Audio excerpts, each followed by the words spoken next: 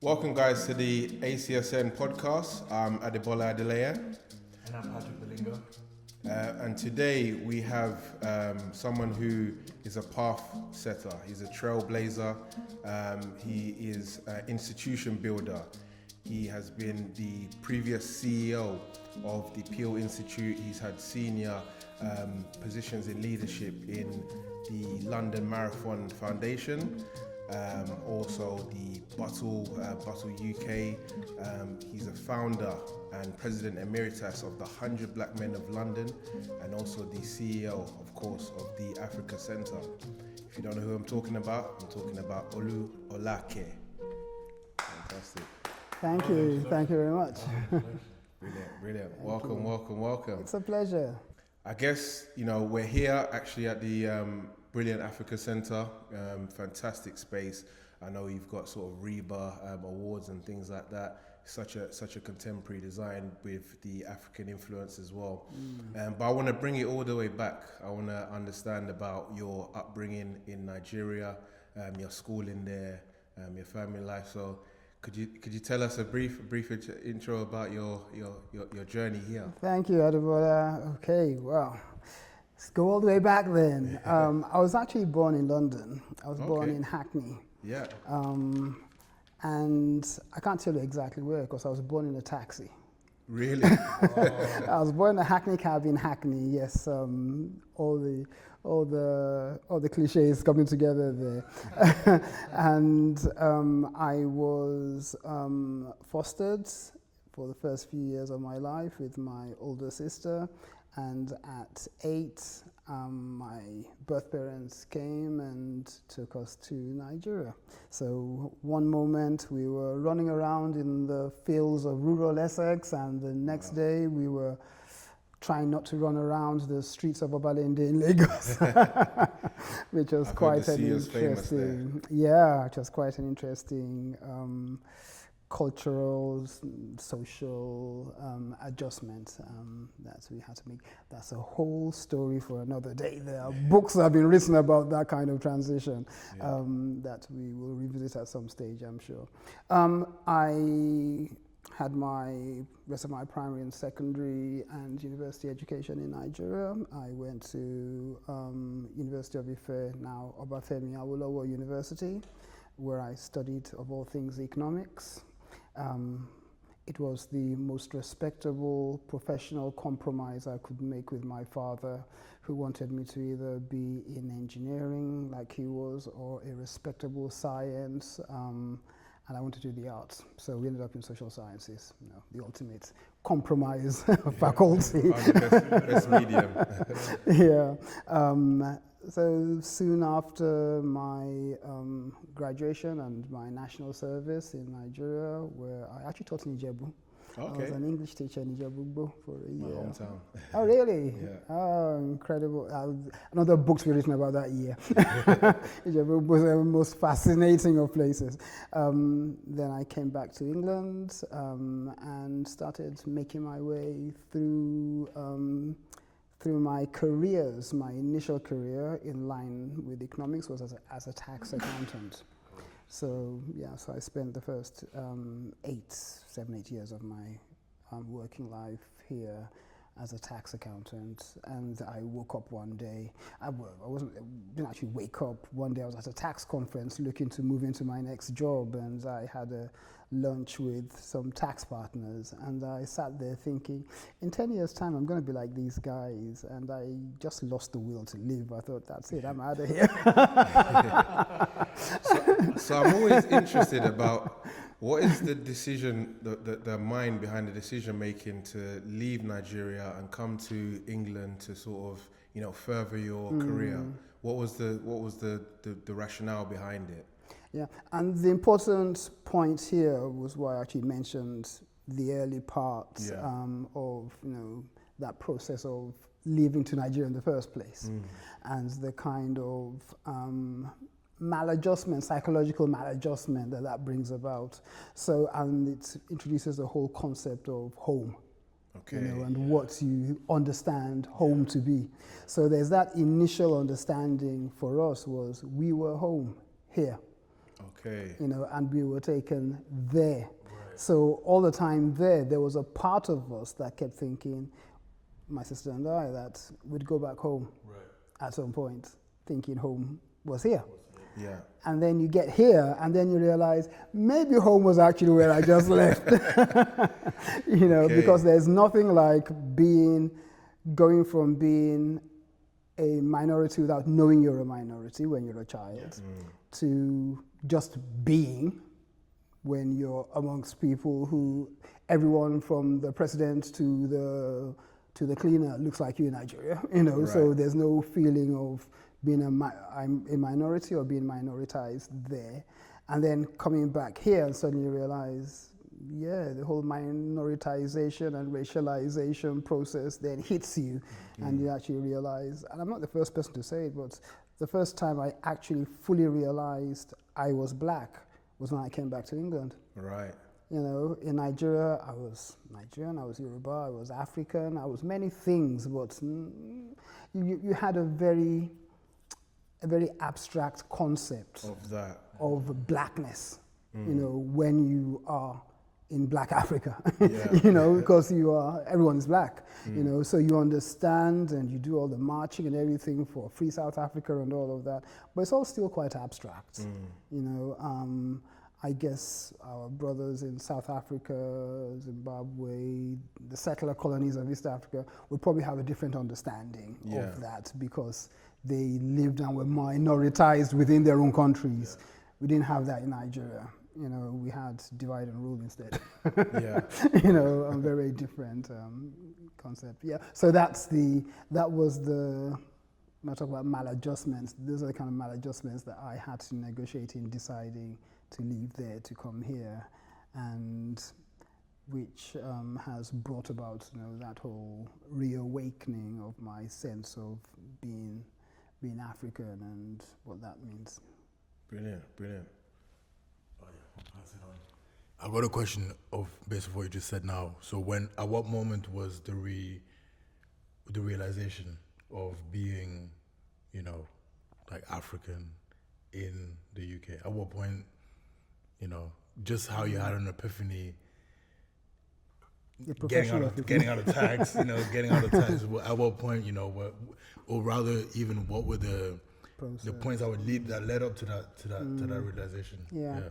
I don't recall it being a moment. Okay. It's a process. Yeah. It's an accumulative effect. Right. So it starts with.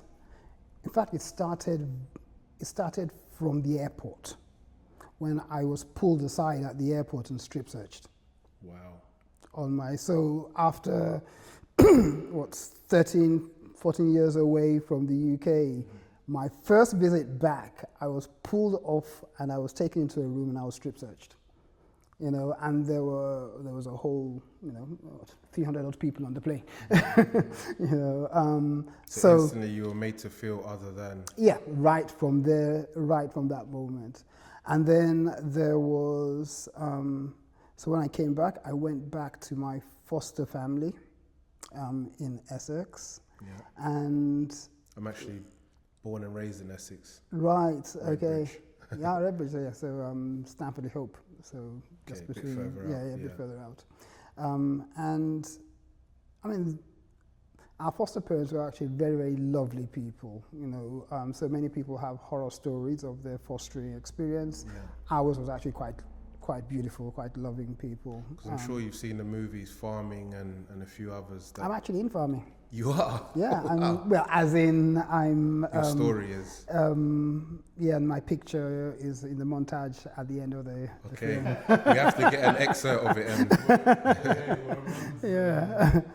Some people who haven't seen me in ages actually recognized me from when I was 4 years old, which was quite bizarre, and called me. But yeah, Adewale Agbaje is a friend. And oh, wow. Yeah, we actually did a documentary together on his experiences, because he grew up in Tilbury. I grew up in Stamford Hope, which was just about 3 miles apart from each other. And you know what? It's an amazing phenomenon that I never knew about. I've been obviously raised in Essex my whole life, and to know that there were Nigerian quote-unquote immigrants from the Commonwealth that came and for want of to pursue a better life had to essentially what they determine as farm, but foster their children into European households or English households so that they could further their career and education.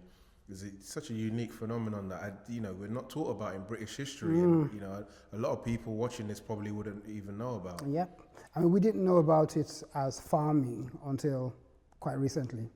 We didn't realize that was the social service term for it. Yeah, and it was just fostering, but they actually considered it farming. So yeah, it's quite a fascinating phenomenon and has had a lot of varying impacts on different people. There's actually a program that is being run here at the center from next month, which is really trying to help people heal from the trauma of that experience. Yeah. And as you mentioned farming, there's going to be a program next year as well where we actually look at that whole concept and impact on a whole generation of young Nigerian British people who went through that. Yeah. But you're here, and alive and well and thriving. Yeah. So let's bring it back. So you obviously came from Nigeria, came to England and studied tax law or tax. Yeah. And then so bring us back to the conference that you were in. Yes. You were speaking to. Yeah, and I just thought, I don't want to be like this in 10 years' time. And I decided then to do something else with my life. And so the whole process there was then, okay, so what else do you want to do? What are you interested in? What have you always been really interested in? And I was really into the arts, when I was younger. That was the avenue I had always wanted to pursue. But the old Gina Yashere joke for Nigerian children, you are either a doctor, a lawyer, an accountant, or a disgrace to the family. Of course. So an artist, What is that? if you want to draw, go and draw in your room and then go back to your books. Decrease. You want to be a comedian, you want to be a clown in this house. That's what you're saying, essentially.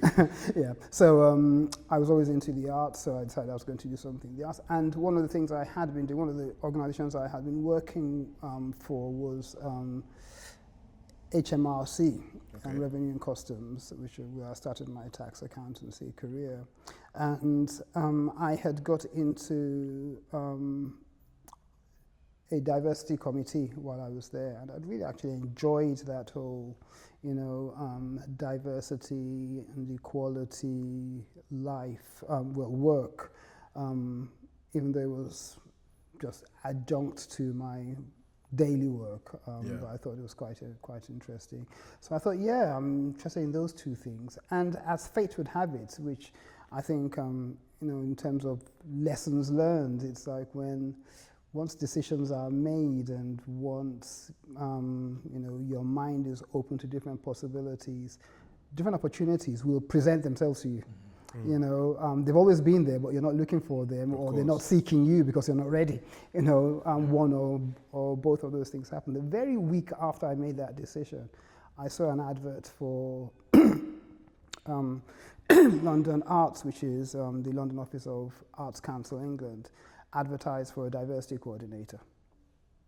And I thought, got nothing to lose, I'll apply for this. It's just an application. That's how I'll learn. And I got the job.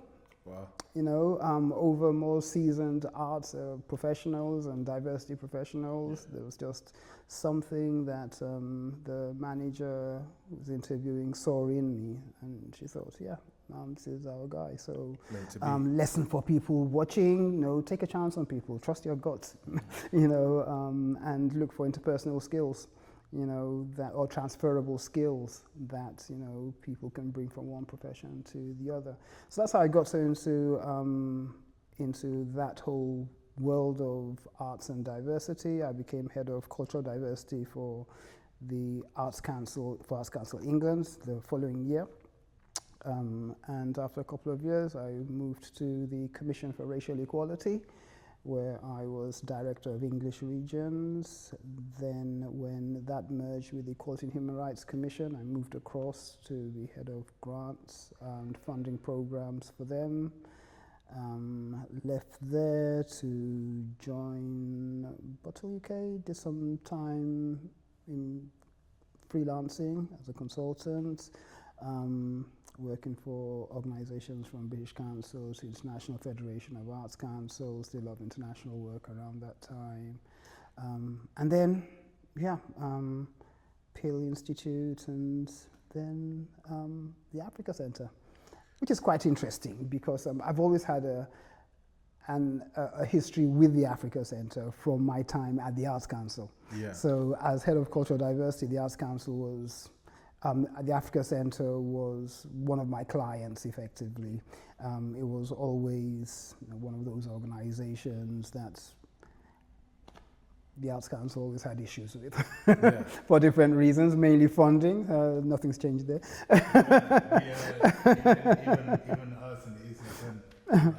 Even us in the ACSN, that's something that speaking to ACSs, one of the biggest, the top 3 issues is funding.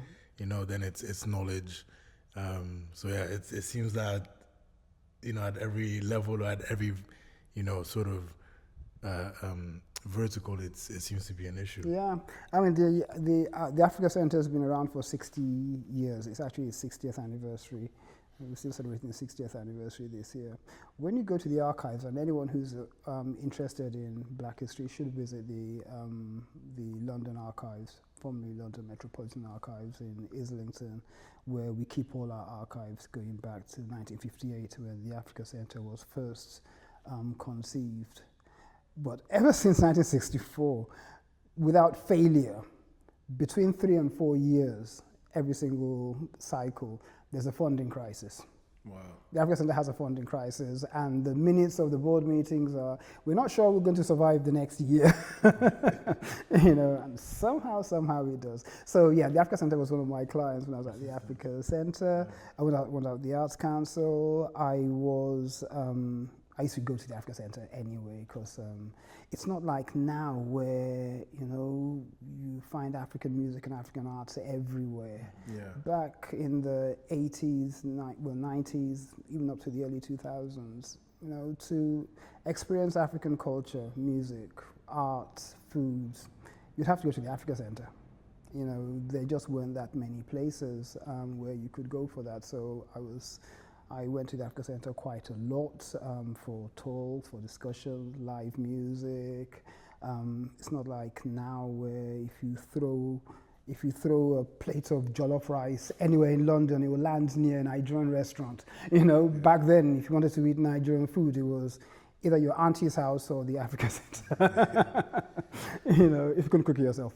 And then I was trustee of a few organizations that were based in the Africa Centre, like Theatre Fawzi, which is the first, the main African-led theatre organization. So I was a trustee of organizations that were based in the Africa Centre.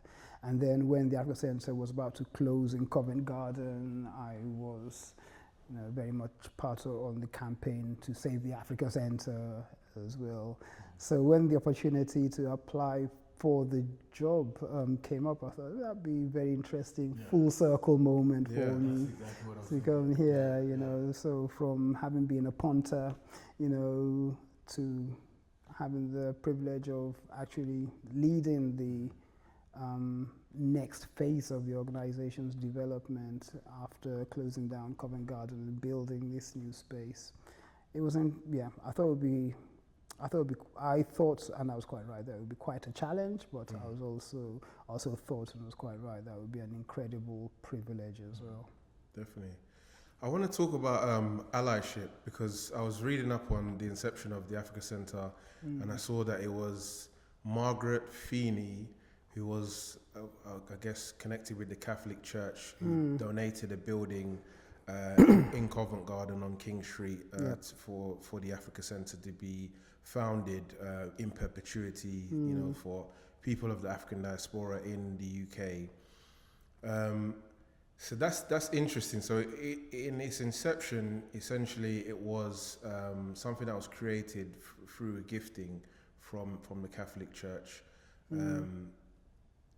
Talk to me about that, the allyship, that because obviously we're in England, we're in the UK, we need to work with the established government, the established sort of people here.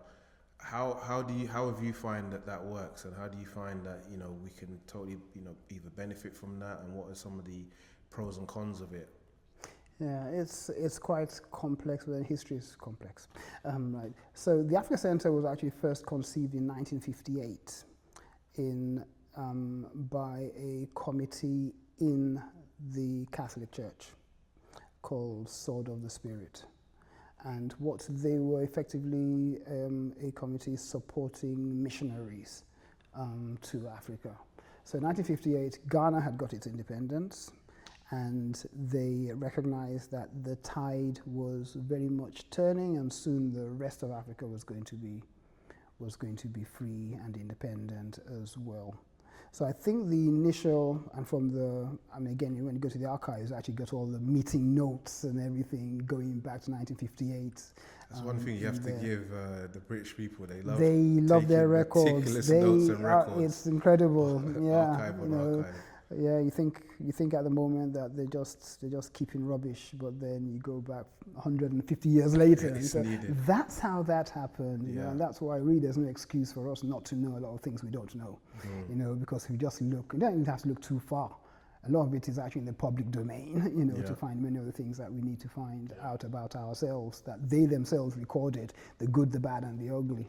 The Africa Center was conceived then initially as a place so they thought they needed a place where they could develop intergovernmental relations for newly independent Africa, and the UK and the Catholic Church saw a role for itself in brokering that relationship. So that was actually the original conception for the Africa Center. And then between 1958 and 1961, when it became incorporated as an organization, they'd had many meetings of that committee. Margaret Feeney had been at the forefront of that. One of the things that, to be fair to her, she really did quite well was ensure that it wasn't just white people talking about Africa, but that Africans were around the table as well to talk about if this kind of infrastructure is there, how would you want to use it? It wasn't a Berlin conference. It wasn't a Berlin conference. It was, so that was really interesting, and that transformed what the organization became. So by the time it was ready to become a self-sustaining organization in 1964, it had changed its remit from being that place for intergovernmental relations to being a place for Africans and for people who want to learn about Africa. That then became its charitable objective, to be an educating platform for and about Africa. So that's how that changed. And the lesson, I suppose, for us all to learn from that, to answer your question about allyship, is to ensure that we are taking ownership of conversations about us, in our choice of allies. And I am sure that there would have been people around the table who were of African descent who would have, been against the notion of just handing this space over for Africans to do as they were, just as there were people around the table who would be like, no, if this is going to be meaningful, it's got to be led by and for Africans. So our choice of allies has got to be predicated very much on our own decisions. It's got to be based on our own interest, and it's got to be based on a sense of comfort that we need to feel, or minimize our discomfort. If you can't feel comfort, minimize your discomfort about their intentions.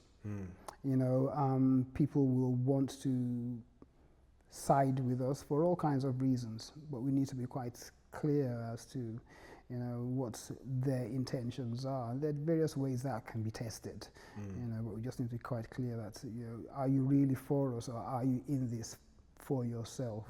Right. What are you looking to gain from us? What are you looking to contribute to us?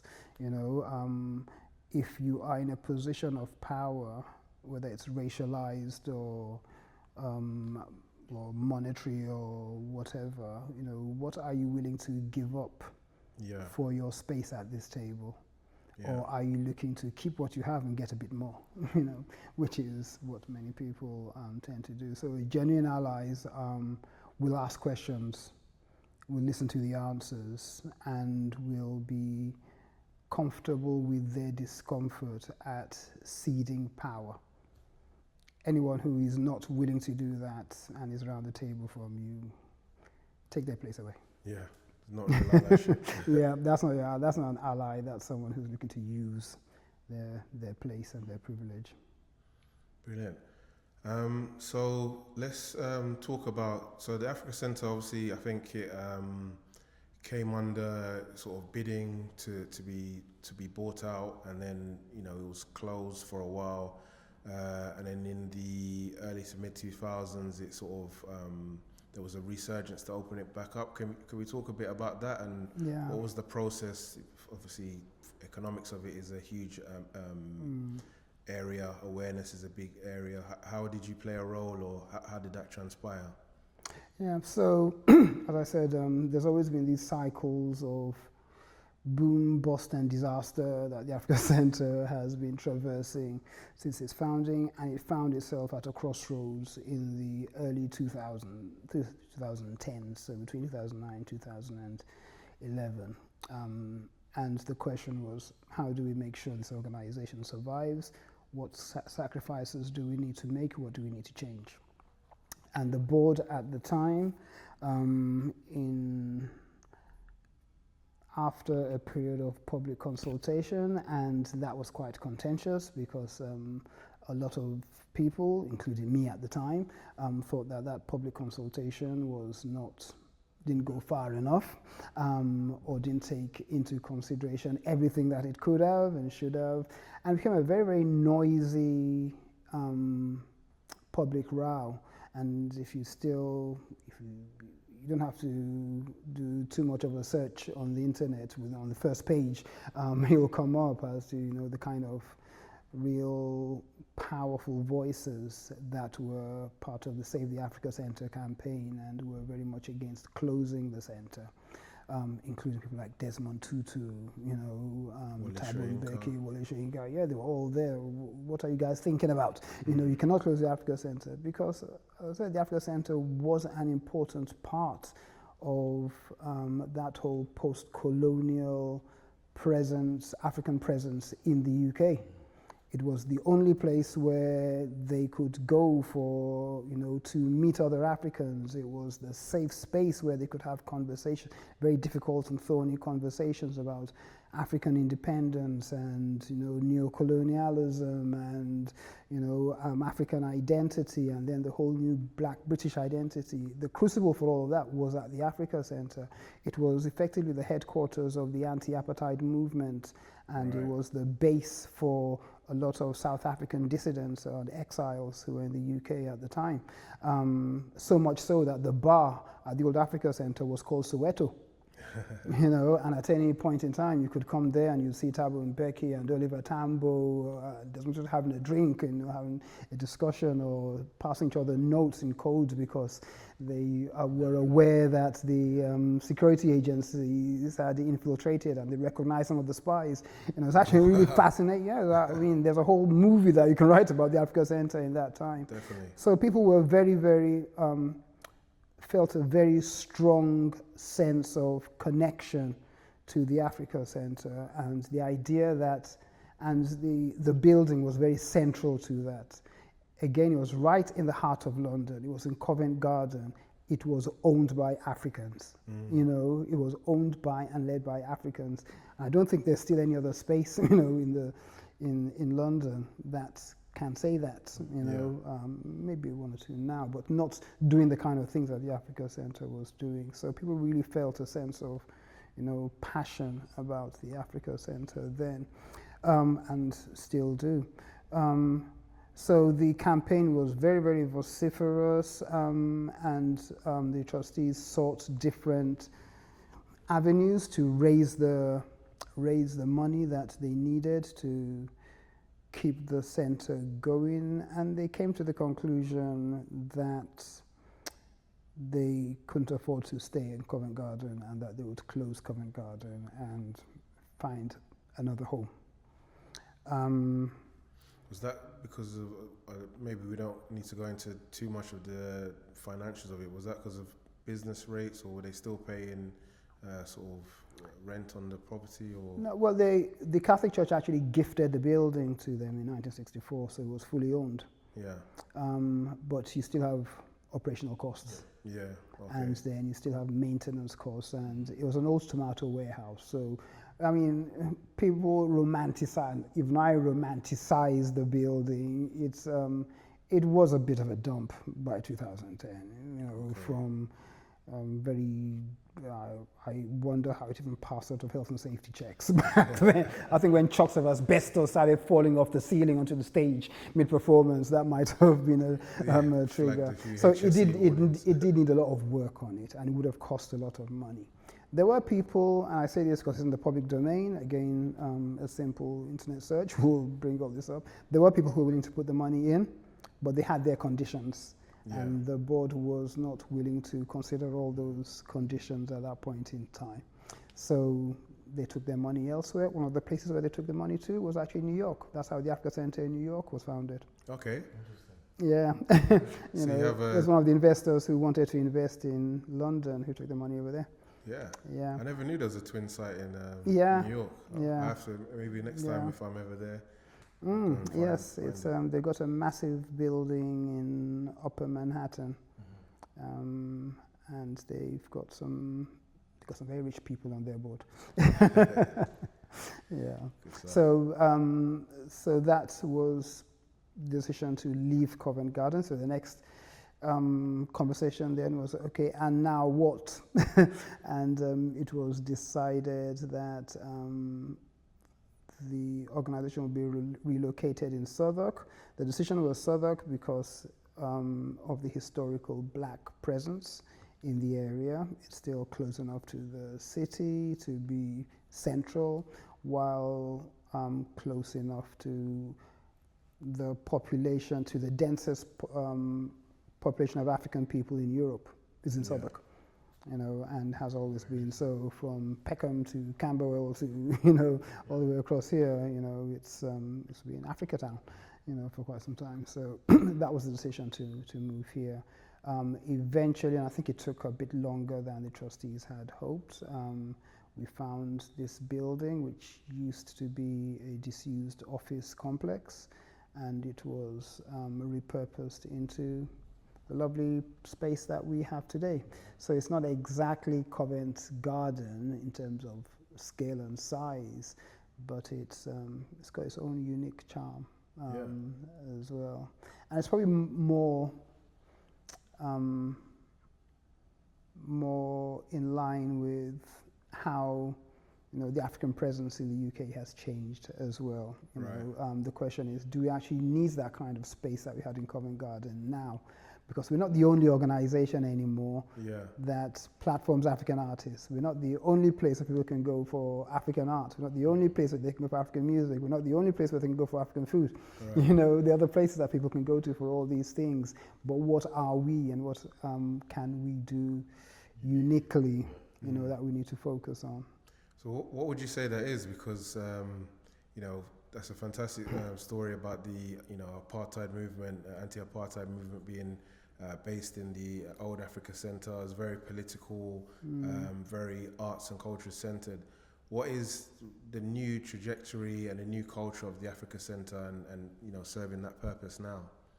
It's an interesting question, and it's one people ask me a lot, because I think I'm the 5th substantive leader of the Africa Center since 1964, and each of them had their own particular areas of interest and focus. So one was very much into into the visual arts, one was very much into literature, one was very much into music, and the programming around each of them actually reflected that, you know, as well. So what's your thing?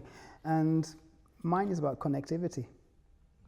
You know, it's not about one or the other of those things. So we've got 5 pillars of activity: arts and culture, education, entrepreneurship and innovation, thought leadership and community development. And prior to my arrival, I think the trustees thought of them as each as monolithic silos of activity.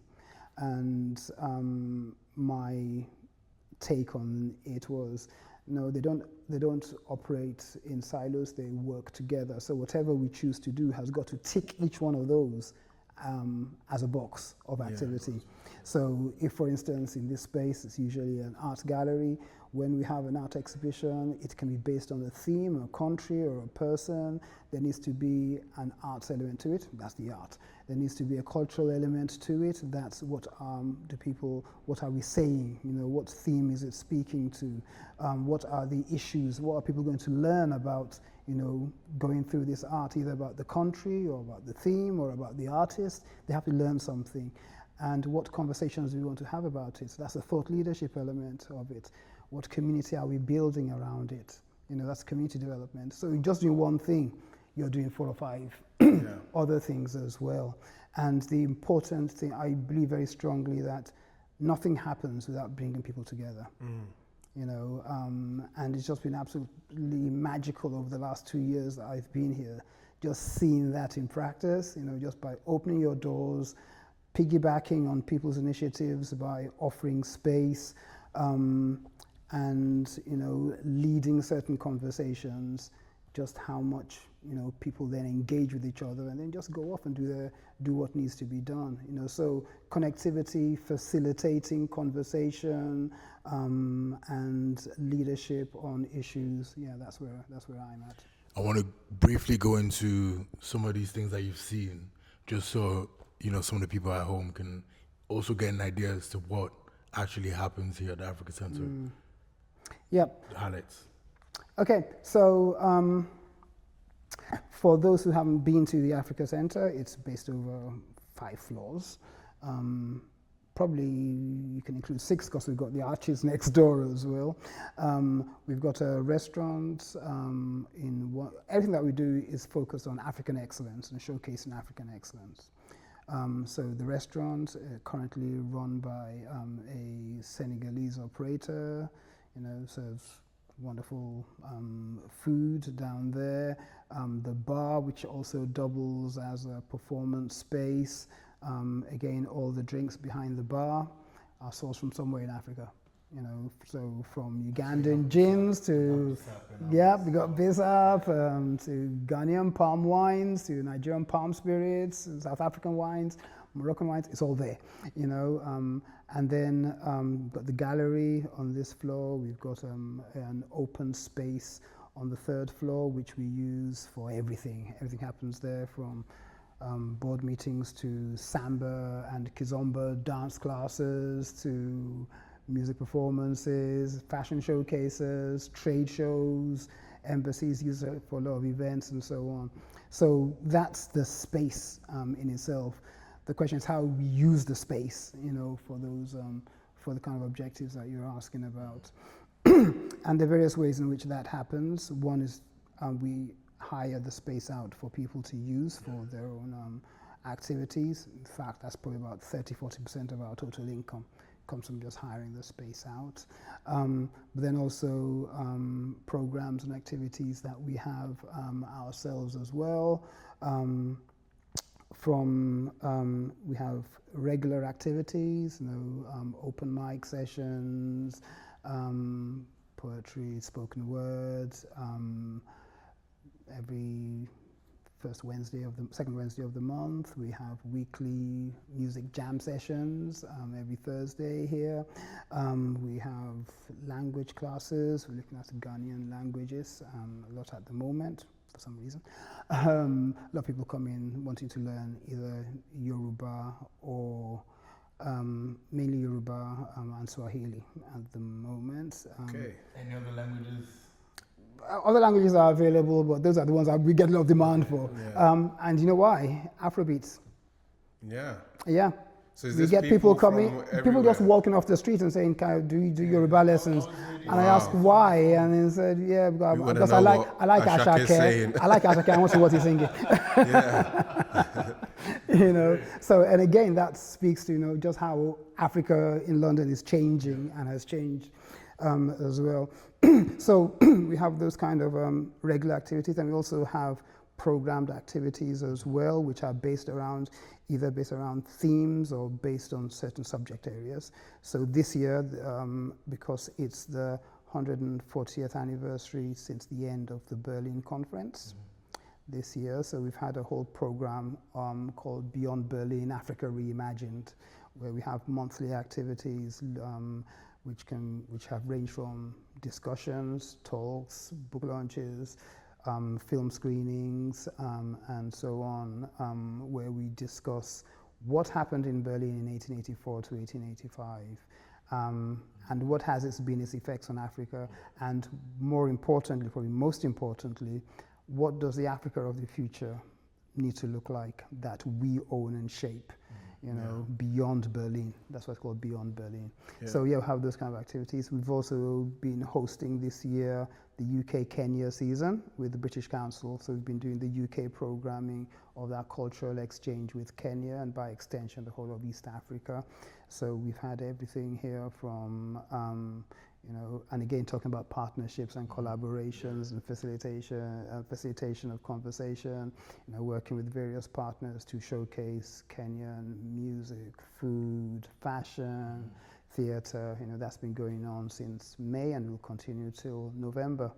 So we've had a lot of that as well. So those are the kind of things that we do here. We also host roundtables. We facilitate roundtables. We had a roundtable last month, for instance, with the International Finance Corporation, which is part of the World Bank Group, because they are looking to invest in initiatives that are investment ready, but they don't always have the reach, to the people, or people aren't as aware of what they offer, as they would like to. So they want to work with us more and ask us to facilitate a roundtable of Black British business leaders to have these discussions, which is difficult for them, but it's relatively easy for us because we know the people and the people know us and are happy to heed the call, when we make them. So and one of the critical things that we've been focusing on since last year and will be certainly for the rest of my time here anyway. So we launched a new strategic focus on the global African, which is recognizing that the world is in Africa, but Africa is in the world as well. And we need to reconceptualize this whole idea of African diaspora, so that people don't think of it just as Africans in the UK or the Caribbean and Americas. We are everywhere, and we are influencing Africa just by our presence in those places all over the world. Right. And Africa has been influenced by influencing them as well. So there's that two-way recognition.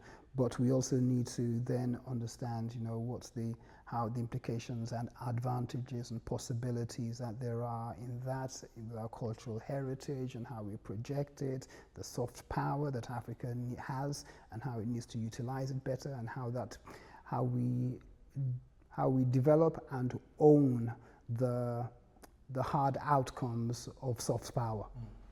So that's what the whole global African agenda is about. And to do that effectively, we need to have more of a presence on the continent as well. So we've been developing a network of affiliate organizations across the continent over the last year. That's one of the reasons why we're doing the UK-Kenya season. We're developing a lot of relationships across East Africa as a result of that. We've been working with quite a few organizations and we'll continue to do that as well. Brilliant. I think one thing I want to highlight is we've not glossed over, but people often underappreciate the benefit of just a space where Africans can just be themselves, don't have to code switch, don't have to, feel other than, we can learn about our heritage, our culture, and just be. You know, these institutions, I just want to highlight how priceless they are. You know, how much of a safe haven, an oasis they are for us in the UK. It's powerful. It's really powerful. And people who've never been here before feel that power when they come in. I describe it as when you cross the threshold from the street into our front doors, you have entered the independent republic of the Africa Center. You know, good way of putting it. Oh, we need a flag in the front. Yeah, you know, and our own flag as well, and our army. You know, once you come in, and the design, the interior design of the space speaks to that as well. You know, people come in and feel at home, they feel comfortable. I don't really understand why, but the interior design was so clever that it actually made sure it had those subliminal messages in the very design architecture. You know, so all the fixtures and fittings on the ground floor and on the first floor, and even this space, were sourced from somewhere in Africa. Oh, wonderful. Every single thing, from the tiles to the lightings, was sourced from somewhere in Africa. And it wasn't in one place in Africa. Otherwise, it would feel very West African or East African or South African. Right. You know, it's from all over. So the tiles on the bar are from Morocco. The wood tables are from Cameroon. The lightings are from Kenya. You know, about sourcing so self-reliance. everyone feels something when they come in, but don't actually recognize why. They just The spirit of Africa is resonating. I feel great here, you know. And one of the things that we brought with us, because one of the challenges that we've had is people from the old Africa Center, you know, feeling at home in the new Africa Center, because it was it's almost like a spiritual place for Africans, Covent Garden. And when we left, some people swore that they would never step foot in this new place again, because it would never feel the same to them. And that was one of the challenges that I had when I started was, okay, I'm part of Old Africa Center myself, but how do I, you know, my presence alone is not going to be enough to bring people to bridge that gap. It's got to be about bringing the spirit of the Old Africa Center to the fore in the New Africa Center, while recognizing that in the 10, 12 years between Covent Garden closing and opening this space, a whole generation of young people, such as yourselves, have grown up. And if you ask them about the Africa Center, they'll be like, what's that? You know, but they have felt they've grown up at a time when it's cool to be African. They've grown up at a time when Afrobeats and Nollywood and all that is around, so they have a stronger sense of identity. But that stronger sense of identity is not underpinned with a strong knowledge about their cultural heritage. Okay. So there's been an opportunity for us to work with them or provide for them the opportunity to learn more about the cultural heritage that underpins their pride in being African, while also being a bridge to Old Africa Center by letting them know that it's still the Africa Center, it's just somewhere else. It's just, you know, 2.5 kilometers further down south. And we've done that by, well, 2 ways. We're talking about the physical space. There's a mural downstairs by the artist Malangatana on the stairwell between the ground floor and the bar. Yeah. It was actually painted on the wall of the Old Africa Center by the artist Malangatana Gwenya, who's from Mozambique, died from about 5-6 years ago. When we left Covent Garden, one of the things that trustees did was they scraped it off the wall and they repurposed it for that space there. Great. You know, and his family came from Mozambique to bless it in its new place because he had painted on the wall there. So if you move it, you have to, you know, it has to be with their permission. Definitely. So they actually came from Mozambique to bless it. His older sister is a priestess, and she blessed it in this new place and said, he's at rest, he's at peace here, you know. And when people come and they say, I think I know this, yes, you would, from the Old Africa Center, and they feel like, yeah, okay, so the spirit is there. So that's the physical embodiment of the spirit. The physical, the spiritual connection, I suppose, or the psychological connection to the Old Africa Center for the Old Africa Center people is the programming. And recognizing that, you know, we are still being an authentic voice for Africa, you know, has been a very big attractive factor in bringing a lot of them back. You know, I do a monthly blog, and I didn't realize just how much people read it until quite recently when we started getting notes saying it's good to see the Africa Center championing Africa again, things like that. And then last year, a big moment was we celebrated Wole Soyinka's 90th birthday by having a 9-day festival here, one for each decade of his life, and it was just about 46 events and activities here, ranging from theater to music to wine tasting. Professor Soyinka likes his wine, and he came himself. Wow. He came, so we had an exhibition in this space of his work and his life, and he lent us his items from his personal library and from his collection, his own art collection as well, which he hadn't allowed to leave his house in his life. But he said he can only go to the Africa Center because he had very fond memories of his time at the Africa Center. His work was performed at the center in the late 60s, early 70s. He attended a lot. I think he wrote at the Africa Center as well back then. And then with his friends in Gugi at Yongo, they had a lot of interaction and conversation here. But when that happened, then a lot of the people from the 70s and 80s were like, Soyinka's come to the Africa Center. We have to be back at the Africa Center as well. And ever since then, it's just been a steady, trickle of old Africa Center coming back and sharing their memories. We asked for memories as part of our 60th anniversary, and a lot of people have been sending in their memories of, I met my partner at the Africa Center in the 1970s. Yeah, my child was conceived, not in the Africa Center, but as a result of, because of the Africa Center. I started my business at the Africa Center in the 1980s. I learned to speak Arabic at the Africa Center. I went on my first trip to Africa because of someone I met at the Africa Center. All those kind of amazing stories have just been coming out, and so that's helped. I wanted to discuss the Young Africa Center. As we know, in the year 2030, about half of the population of young people will be of African descent.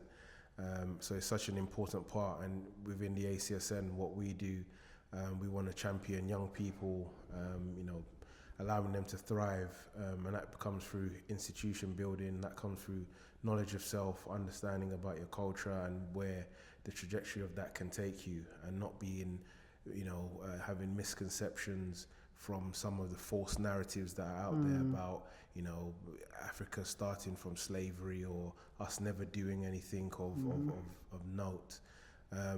So I believe the Young Africa Center is there to be that space for young people to understand about their culture, network and connect with each other, similar to the ACSN. Could you speak on that initiative? Yes, it's our pride and joy, the Young Africa Center, and I hope at some point you will have this conversation with them as well, actually, because I think that would be quite pertinent. So there was the recognition that when in that interim period between old and new Africa Center, that there needed to be an institutionalized succession plan for the Africa Center. And the future of the Africa Center was not going to rest in the people who held the space sacred from the 70s and 80s. It was going to be held by the people who were born in the 80s and 90s and 2000s. So the Young Africa Center was set up as an initiative, and volunteers were just sought, from young people between the ages of 18 and 30. They've now increased to 35 because they're starting to get older themselves. And it's a space for them to just said, look, this is your space. Do with it whatever you wish. What do you need to know? What do you need to understand? What do you need to learn? Who do you need to connect with? Do you? Yeah, it's invaluable because there's yeah. very few places, few and far between. We all hear about the government cuts of social services being cut, and other similar organizations find it hard to keep the doors open. We hear about initiatives starting and stopping and starting and stopping, and that just brings it back to a place where we can be, right? Yeah. And that comes from an institution and a legacy such as the Africa Centre, allowing, opening their doors up for that sort of space. Yeah, and as I said previously, this is the generation of young people who are growing up when it's cool to be African, when there's more mainstream acceptance of Africa, and being African. So, and when I give examples, it's hard for young people to imagine that just about 20, 25 years ago, people were very, very ashamed, and I think that's the right word, to be African, and would hide their African heritage. So we have people like, whose name was probably Kwame, who would change it to Kevin, just to fit in, or Ayos would change it to Ian, just to fit in, or to be able to get their foot into the door. And now you have the reverse, people who don't have African names saying, but I've traced my heritage back to Africa, and now I want an African name. I want to be reborn as an African. Which is wonderful. But they did recognize as well that as children of first or second generation immigrants, their parents hadn't appropriately equipped them with knowledge and the cultural heritage. So the emphasis was you have to assimilate to succeed.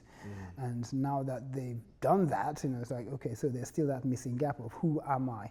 I know I'm proud to be African. I know I love my African food, and I love my African clothes, and I'm happy to go to the African events and so on, but who am I? What do I know about this? So they've been seeking that out and putting on programs and activities that help them to learn more about themselves. So they've had programs on things from African economics and African philosophy and spirituality. They've had programs on shared economic development and wealth building. They've had activities on food and culture and how that interacts. They're on travel, on politics and diaspora influence on the continent and vice versa politically, and how they can engage more with things and partner more with organizations across Africa and the global African diaspora. Very, very inspiring what they're doing, and how they are growing the Africa Centre through their thinking and their work. I think it's so important because there's a sort of, I wouldn't say fear, but there's sort of notion that I have that now with the rise of Afrobeats and the rise of acceptance of Africa, Africa can be commoditized, right? Can be packaged up neatly. Yeah. We always hear about the jollof rice wars between Ghana and Nigeria. We hear about, certain tropes and themes that are easily palatable to a Western audience, very packaged. But Africa goes so much deeper in that, even in our social identities, more communalism rather than individualism. We have a plethora of languages. I mean, it's so diverse, and I think spaces like the Africa Centre just go a way to, go a long way to helping, the youth detract from that commoditization of Africa and that rebranding from, maybe Western or commercial aspects that want to, pigeonhole and put Africa into a certain bracket and place. Yeah. And open up the conversation to it being, okay, let's talk about the plethora and the plurality of what, being African is. And even as an African or Caribbean, if you're from the Caribbean and you ascribe to, your heritage as being from Africa, what does that mean as well? And owning the narrative. It's about owning the narrative and empowering yourself to be able to reinforce that ownership of the narrative. That's the really, really powerful thing that needs to happen and is happening with the Young Africa Centre. So when that happens, it's going to be very difficult for people to repackage to you, what you know not to be true. Yeah. because you are empowered with the knowledge. Yeah. You can tell them, you can call it BS on that. No, I know my history. I know that, these countries were not formed, because you benevolently wanted to spread Christianity. We know that. Right. We know that you're not around this table just because you love us. We know that you're after our precious minerals. When people understand themselves, understand their history, they are far more empowered to make the kind of decisions that ensure we do not fall back into a form of neocolonialism or mental slavery, or that holds us back. Right. Brilliant. So yeah, let's pivot. Let's talk about 100 Black Men of London. I was first introduced to it at university through, I think, a blog or a email list. I saw the Black History Walks. Yeah. And as ACS president, I wanted to bring lecturers and thought leaders from Africa and the Caribbean to the university to speak to some of my members. And I reached out to Tony Warner. Yeah. And he was gracious enough to come down and give us a speech, give a talk about, his involvement. One of the poignant things that he talked about was his dealings with the Metropolitan Police when he was actually advocating for, sort of a racial harmony or diversity. And one of the things that really got their thought to change was when he started talking about how many Black, African and Caribbeans served in the First and Second World War and their crucial role in it. And, that kind of changed the perception of, what Black people were. But I want to talk about that feat because we're on a similar, journey with the ACSN. We're trying to, we've started and we're continuing the mission of getting African and Caribbeans within university connected and, in a platform where they can fully flourish. 100 Black Men of London has already achieved that. So can you tell us about that journey? Yeah, the 100 Black Men of London.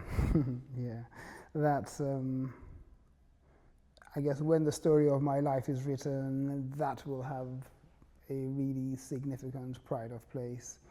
So back in 2001, which is when we started the organization, I was in a networking group with quite a few of us in that networking group, but it was mainly a social group. And there were a few of us in the group who recognized that, this grouping of youngish Black professionals was actually far more powerful than for us just to focus on partying, and meeting each other. But there just wasn't the opportunity within the structure of that organization, of that network, to do much more than that, other than for like minds to connect.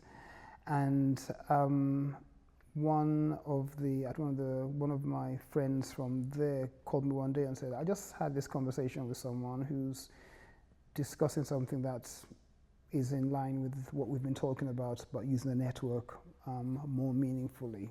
And his name was Ken Barnes. So we had a chat with Ken. Ken had been a member of the 100 Black Men in Birmingham. Okay. And he was driving to Birmingham every weekend to attend meetings and be involved in the organization. And then I think on one of the drives back, he thought, why am I doing this when there are far more Black people in London than there are in Birmingham? And he resolved to, set up a chapter in London. Okay. So the 100 Black Men concept came from America. It started in America in the 1960s, 1963. Okay. And there are over 100 chapters in America, right across the United States.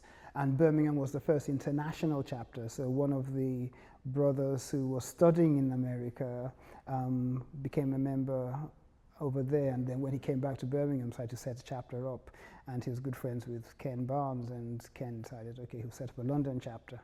And so his next task was finding like-minded people to, share the vision. So the vision of the 100 Black Men of London was to be a network led by black men that would focus on mentoring, education, health and wellness, and economic development of the black community through a range of programs and activities. And yeah, we thought, yeah, that sounds good. Let's be a part of that. So from that nothing conversation around a meal in Islington, we set up the 100 Black Men of London. And yeah, Tony is one of the founding members of the organization as well. Ken was the first president. And within, it was really of its moment, because around that time, and it's always important to understand the historical context within which anything happens. Around that time was the launch of the Macpherson report on Stephen Lawrence murder. So there was a lot of interest. It's a bit like the Black Lives Matter moment a few years ago, where something tragic happens and that pricks enough consciences, and there's enough guilt out there that you can capitalize on for your own purposes. And there was that moment, so we really were riding the crest of that wave at that moment. So people were far more interested to hear what we had to say. Within a year of us being set up, probably within 6 months, we were being invited to all these roundtables on all kinds of issues. I started out as the editor of the newsletter, which was quite unique amongst the 110 odd chapters within the 100 Black Men network, because we were the only ones who had a regular network newsletter in that way. And I think within 3 months, from zero, we went up to about 25,000 subscribers. Wow. And it was all over the world. All the American chapters were sharing it as well. So anytime we went they have an annual convention in different American cities, and whenever we went, they were like superstars. Hey, this is who wants to do the newsletter, and so on. And so from then, I became, took on various roles and responsibilities, and ended up being taken over from Ken when he stepped down as president, and I became president of the organization, which I was for about 6 years. And in that time, I think we expanded the mentoring program. So we have weekly mentoring programs, like a Saturday school, where we focus on life skills for young black people, not just boys and girls. And those life skills are all those things that you need to get through life, which they will never teach you in school. So from Black History, that's actually where Tony started Black History Walks from. Yeah. And we actually started in the 100 Black Men with the Education Through Film program, where we'd have monthly film screenings. 300-400 people would turn up to learn something and have a discussion about it.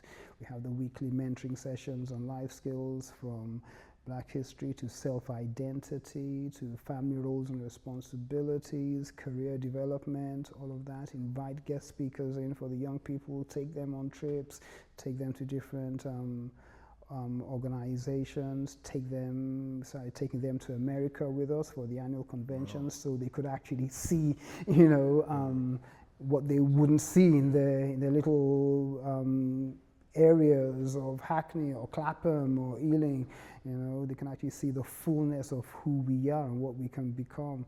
And it was really, really powerful, and it's just so great now, to meet some of those young people who are now in their late 20s, 30s, and have got careers of their own and are paying back in the same way. Just last weekend at Africa Fashion Week London, I met one of the parents who, of course, it's impossible for me to recognize everyone, but they remember the work that we did and the impact it made on their children, and how their children moved from, being on the edges of crime and criminality and gangs and so on, to turning their lives around because of their involvement in the 100 Black Men.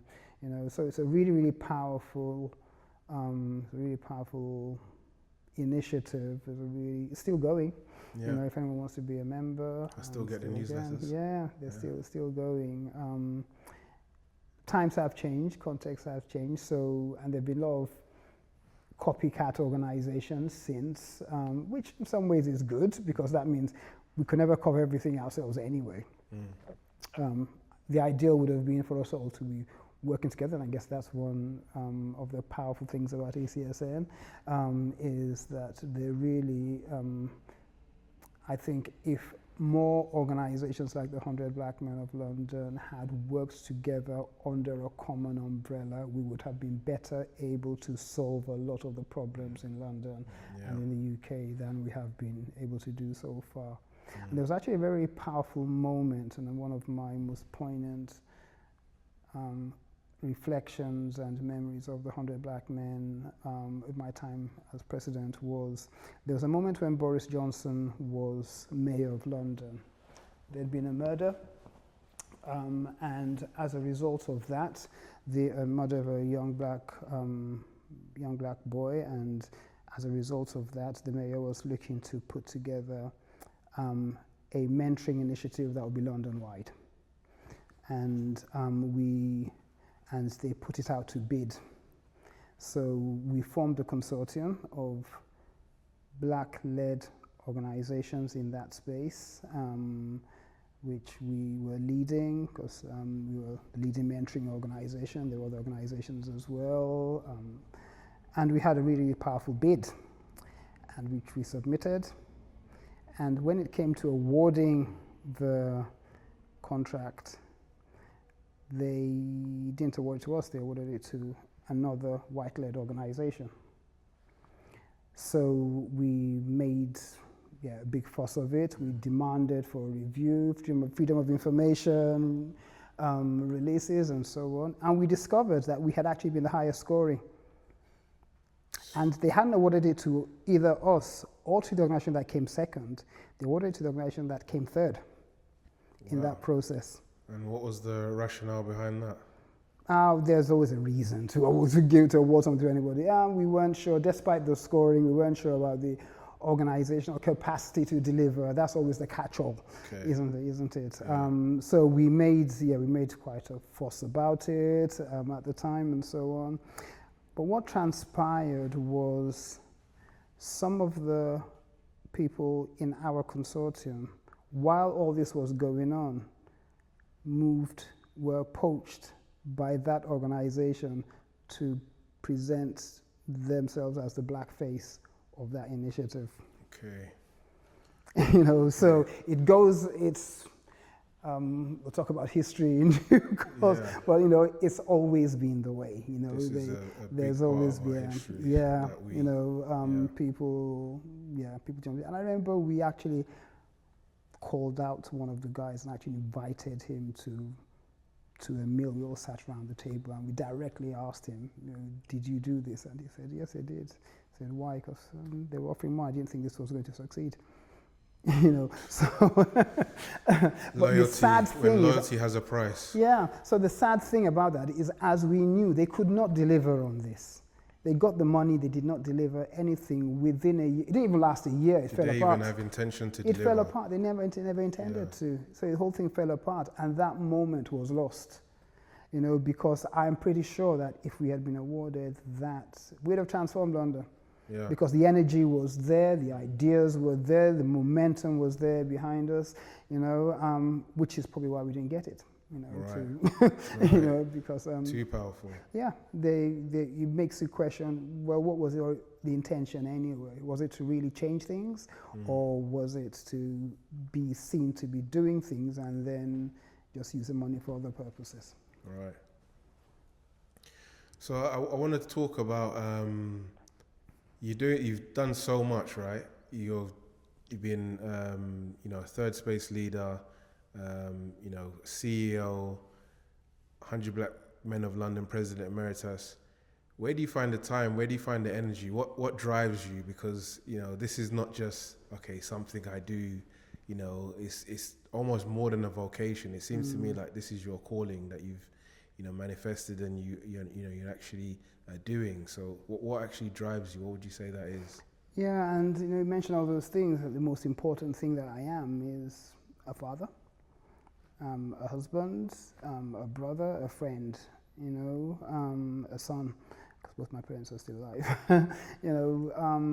and yeah, so it's finding time for all that, as well as everything else that I have been doing. And I do wonder sometimes, but shouldn't I just have stayed on in tax accountancy, maybe for another 10 years, actually make some money, and then we can do this all this social purpose thing, that can come later. I've always had, and I guess that's from my upbringing, a strong sense of justice, a strong sense of social justice, and a strong sense of service. My father has always been active in the church and even beyond the church, just as, he was always that man in the neighborhood that everyone would bring their things to, and he would, spend more time on other people's children sorting out their problems than his own. That was just, so I grew up around that, and I'm the first son, so obviously, whether you agree with it or not, these things shape you. Yeah. These things really shape you, and even though I complained about it a lot at the time, I did admire him for it. I did admire that sense of duty and service and caring for other people and other things, things bigger than yourself. So I guess I did take a lot of that on subliminally in my decision making. At the end of the day, it comes down to what brings you closest to you. What is your sense of, what gives you your sense of purpose? What gives you your sense of being in the world? And to me, it's this, what are the things that if you were being paid to do something else, what are the things that you'd be doing anyway? Yeah. And it's this, and as I've got older, I've actually narrowed that focus down a lot more, which is why where I am now is actually perfect for me. It's focusing on Africa, it's focusing on arts and culture and entrepreneurship and innovation, it's focusing on community, all the things that I would otherwise, focusing on history, it's focusing on all the things that I'm actually really, really interested in anyway. So if I wasn't paid to do this, I'd probably still be doing this, in different ways and guises anyway. So that's it for me. It's you have to know who you are. You have to know what drives you. You have to know what puts a smile on your face and joy in your heart. You have to know what gives you a sense of satisfaction, and even if I love it when I'm at events that we organize here and I'm sat in the back and no one knows who I am, and I'm seeing people, connecting and enjoying themselves and exchanging cards and saying we need to talk or we're doing this together and so on. I think, yeah, that's my work here is done, and I can just slither out of the room. That's great. Or knowing that because of something that I've done or something that I've said to a young person, the trajectory of their life has changed. It's just really there's just nothing like that. I don't know what it's like to have £1 million. So maybe if I have £1 million, I'll say it's nothing like that. Yeah. But that sense of fulfillment is it's priceless. Yeah. That's incredible. So yeah, we have 2 books there: Our Fatherless People, and also What Britain Did to Nigeria, by Max Solihan, the other by Dele Ogun. There's a precursor to that also, Thomas Pakenham's The Scramble for Africa, where it discusses about the Berlin Conference and just how Africa was turned into what it's turned into now in terms of the colonies and the countries in Africa. You've read these books? Yes, I have. I want to get your opinion on these books, and I also want to get your opinion on it's quite a controversial thought that I have. Having read these books, I've come to the conclusion that, well, it's my own personal conclusion that the only way Africa is able to move forward is if we redefine these borders, redefine these names. As we discussed before, Nigeria was named by Frederick Lugard's girlfriend at the time, literally to mean Niger area, the area of Niger, area of blacks, right? But we're so much more than that. These borders are artificial borders. These long disputes are engineered, So two-part question. What do you think of the books? And also, do you think Africa can really fulfill its purpose under the same colonial guises or same colonial structure? Yeah, two very, very interesting questions, and two books that really speak to the question, that's the second part of the question. So what I think about the books, one, I know Dele Ogun quite well, and he's a partner with us on our Beyond Berlin decolonization program with his Fatherland group. And we've discussed his work and his research. We do every day in WhatsApp group that averages about 600 messages a day of people having this very conversation. I mean, they're very, very well researched. They powerfully articulate hidden history of the formation of Nigeria. And although they both focus on Nigeria, I think it's essential reading. They're both essential reading for all people, for all black people especially, to understand how we have ended up with what we have today in terms of the countries, the national borders, the political structures, and not just in Africa, but in the Caribbean as well, because the same methods were and are still being used to divide and conquer, to perpetuate marginalization, to ensure that for every time we move 2 steps forward, there'll be something that seems to drag us 1.5, 2, sometimes 3 steps back. Right. All the answers are all in there. The same methodology was used in 1886 onwards, and it's being used today. So that's what those 2 books do. They have slightly different perspectives. I think their research methods are slightly different to each other. There's also a clearer sense of emotion in one of them than in the other. You can guess which one is which from the 2, but you can't fault the research. It's there. You can check the sources.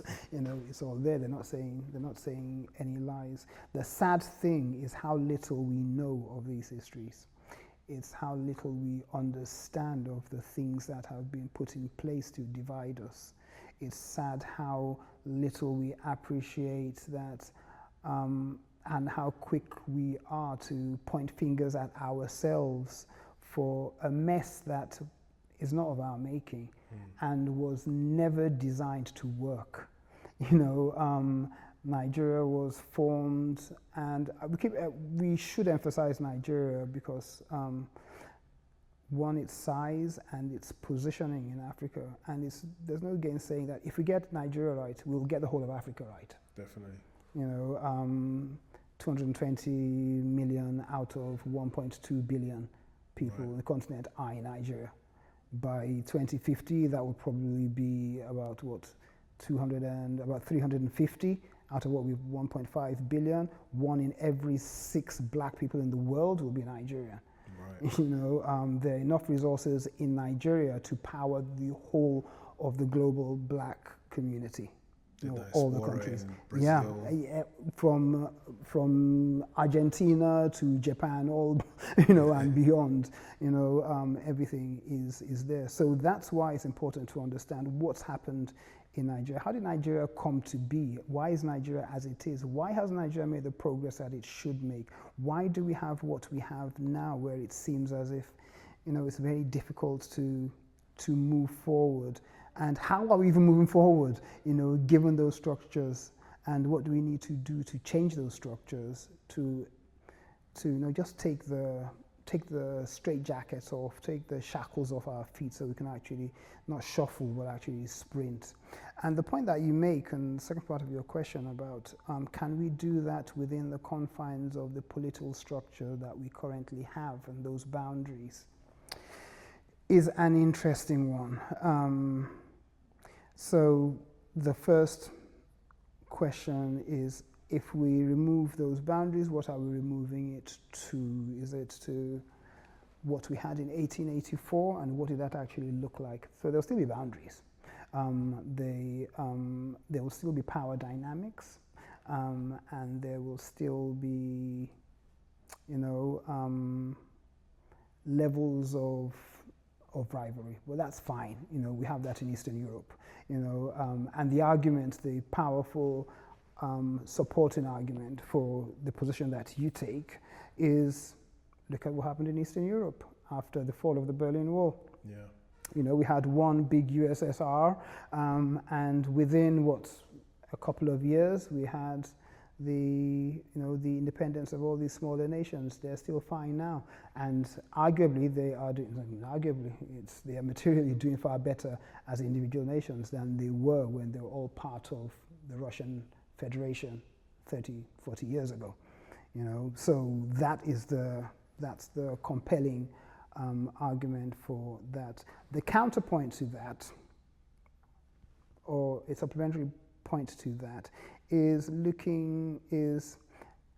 understanding that unraveling those borders might take time, might take effort, and may not be as easy as we would like it to be, mainly because we have got a political elite who are perpetuated within the current system, and it's within their interest to retain things the way that they are. So those turkeys are not going to be voting for Christmas anytime soon. But what we do need to say, and that's one of the betrayals of the Pan-Africanist movement of the 50s and 60s that were championed by people like Nkrumah, and before then even by the Garveyites and so on, is that we haven't moved beyond those colonial borders ourselves to have a united African front to confront our issues and to set our own development agenda.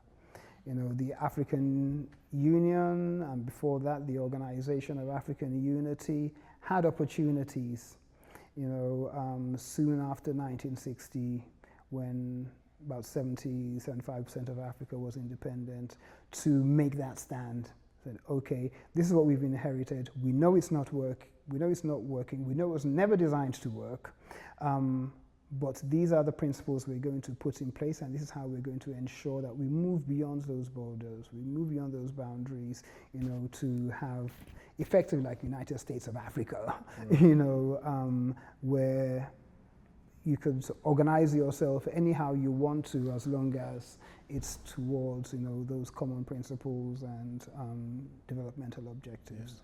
And the contemporary testbed for that is what's happening now with Ibrahim Traore and the like in the Sahel region, determining their own unity, their own finances, their own economic sovereignty. There's so much gusto from it, but I think that mentality of self-determination is actually what is enabling the trajectory for them to break free of previous colonial shackles and dogmas. So I think it's a very interesting time that we see ourselves in. Yeah, there's a reason why Ibrahim Traore has captured the imagination of youth, of African youth, from Dakar to Djibouti, from Cairo to Cape Town. There's a reason for it, and that's because of what he stands for. He stands for, like Sankara before him, he stands for dignity, he stands for progression and development on our own terms.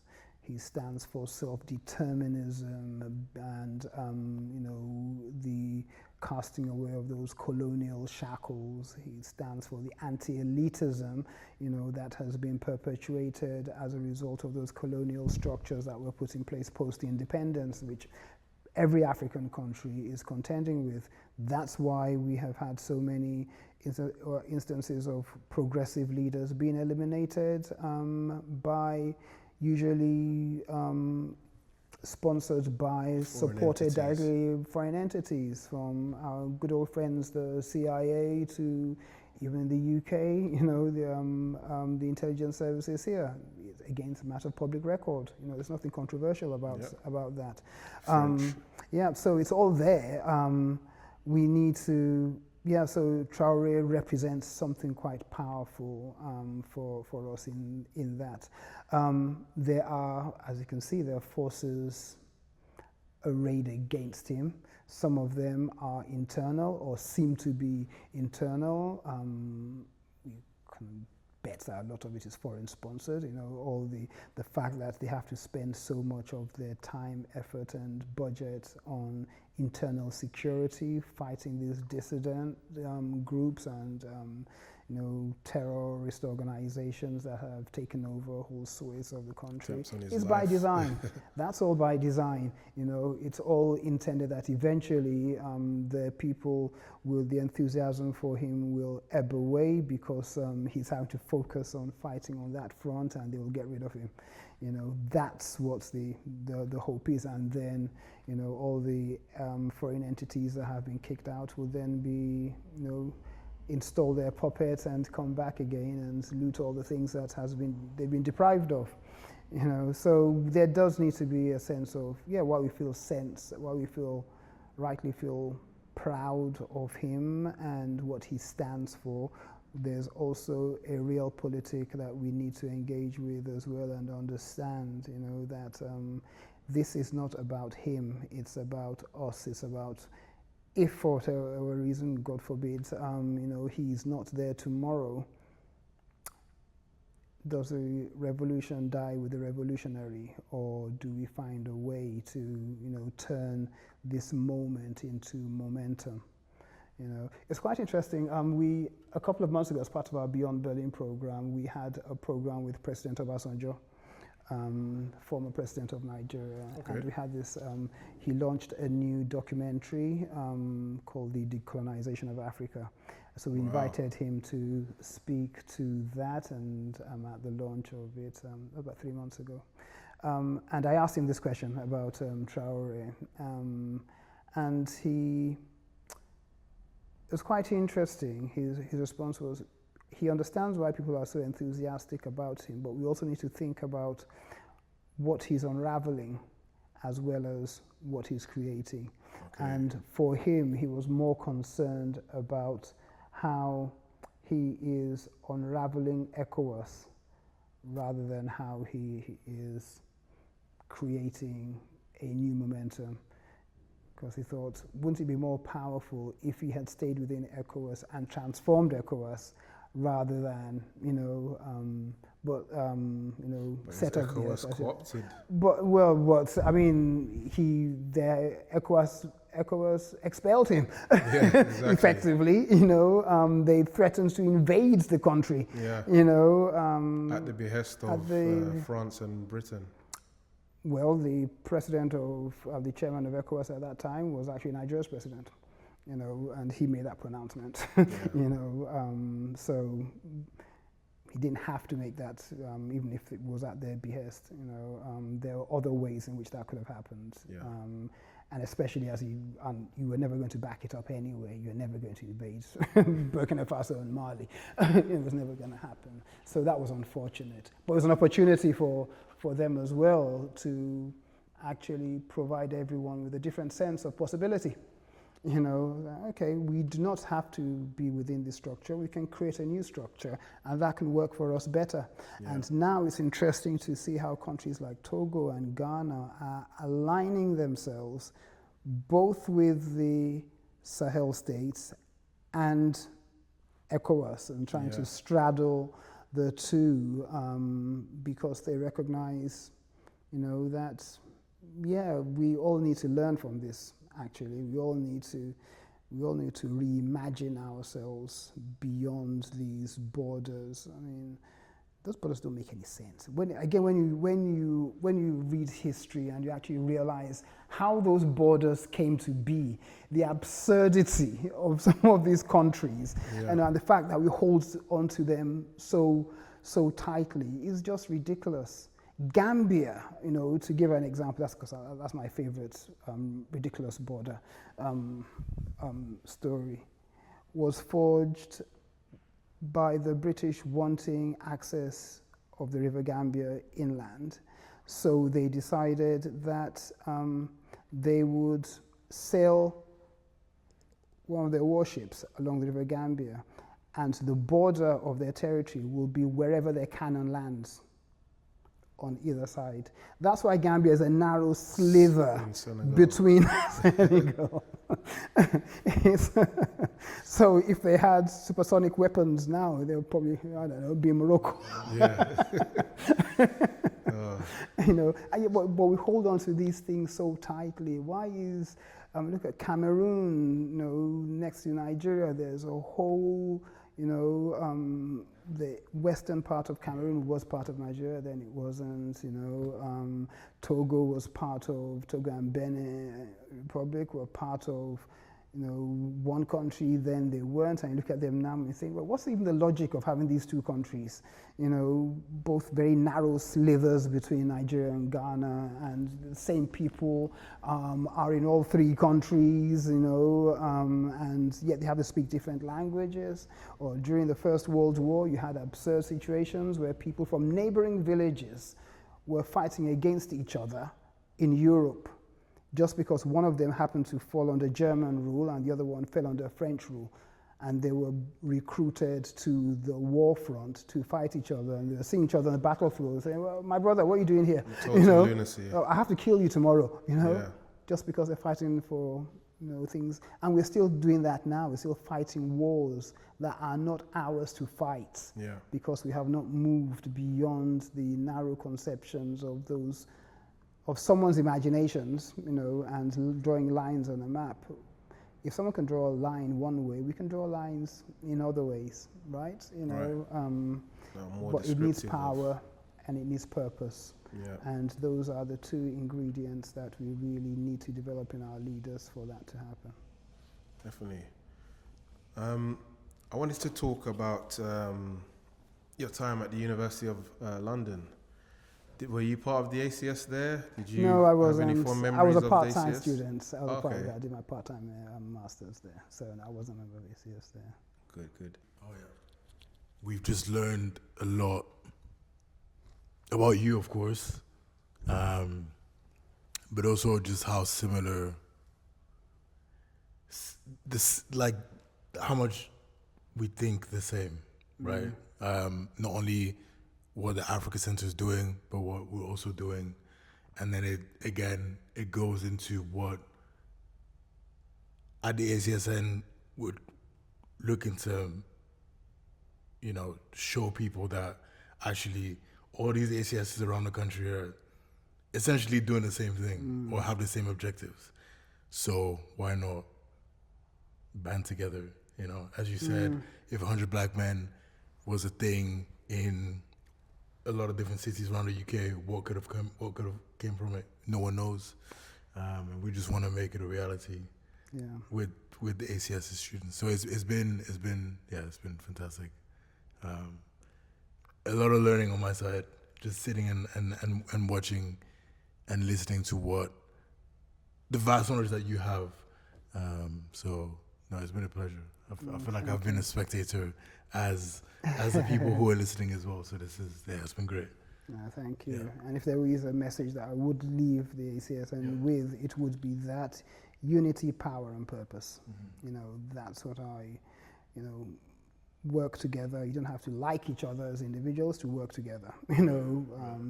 As long as you have that common objective, find your power, recognize your power, because you've already got the power, but then find that power, and a lot of that power is found in unity, it's also found in knowledge, and understanding. So educate each other. Go back to the spirit of the Africa Center when it was founded. It was a place where people would come together, have all these very, very difficult conversations and debates and throw things around the table and so on. Then they'd go downstairs and they would have a drink, a meal, and a party together. Yeah. And that's what we still are. That's what we need to be. And then purpose. Just understand the bigger picture. Always, park ego, park personal ambition, or bring it in service of that greater purpose. Keep learning, to sharpen that purpose in everything that you do, and recognize that, you don't stand alone. You're standing on the shoulders of, people who have been through far worse, than we are going through, and did not have the resources that your generation currently has at its disposal.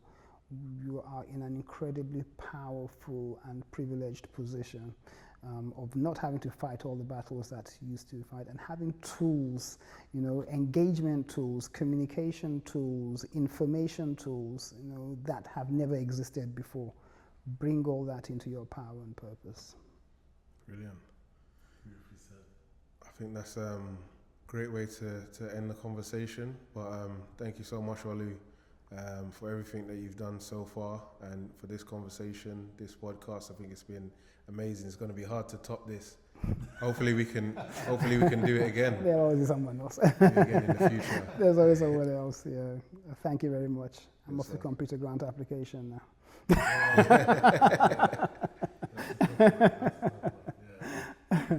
Awesome, thank you. It's been another episode of the ACSN podcast. Thank you very much for listening, and we will see you next time.